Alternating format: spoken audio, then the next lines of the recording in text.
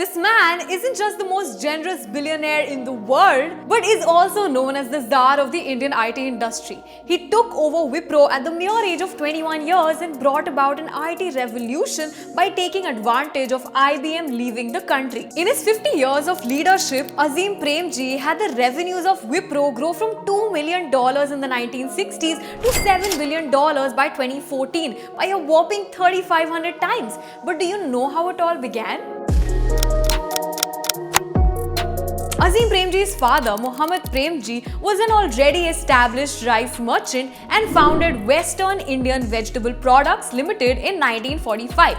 This company then manufactured hydrogenated cooking fats. Around this time, when colonial India was getting partitioned into India and Pakistan, the Premjis, a Muslim family, chose to remain in India.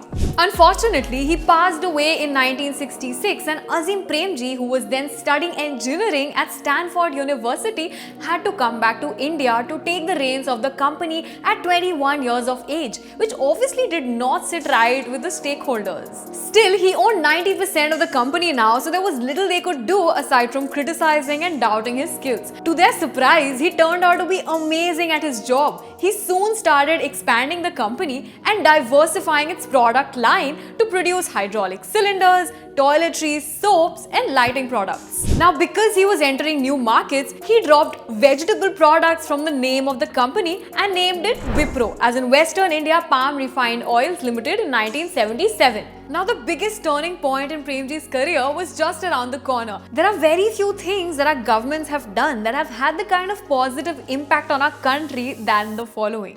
IBM, the IT giant, had an 80% market share in India, but the Janta government led by Morarji Desai at the time made it mandatory in 1978 for all multinational companies to adhere to the Foreign Exchange Regulation Act of 1973, which meant that all companies operating in India had to reduce their stake to 40% over the next couple of years.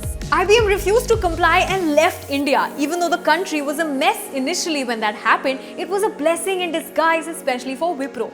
Premji was quick to identify the opportunity in the Indian IT sector, so WIPRO entered the IT space in 1980 and already started skyrocketing due to the lack of competition. They started in the hardware sphere by manufacturing microcomputers under a technology sharing agreement with the US-based company, but it was actually software development which made the firm so successful.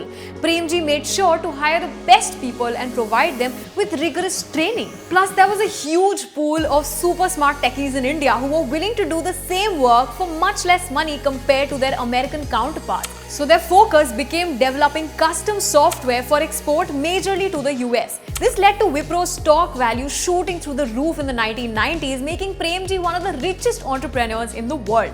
By 1999, WIPRO began providing internet services, and by 2000, it was the second largest listed company in India besides being India's largest software exporter.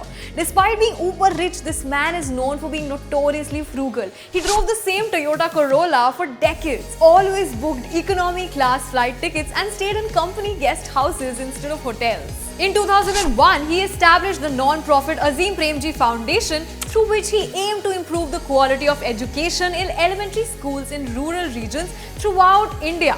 And by 2010, the foundation had extended computer-aided education to more than 16,000 schools with child-friendly content increasingly available in local languages. He was the first Indian to sign up for the Giving Pledge, which is an initiative led by Warren Buffett and Bill Gates to encourage the wealthiest people to commit to giving a large portion of their wealth for charitable purposes. By 2020, his donations stood at $21 billion. And that year, he donated about $22 crore per day. That's Azim Premji for you, the man who turned a vegetable oil company into one of the biggest IT firms in the world and stays devoted to philanthropy.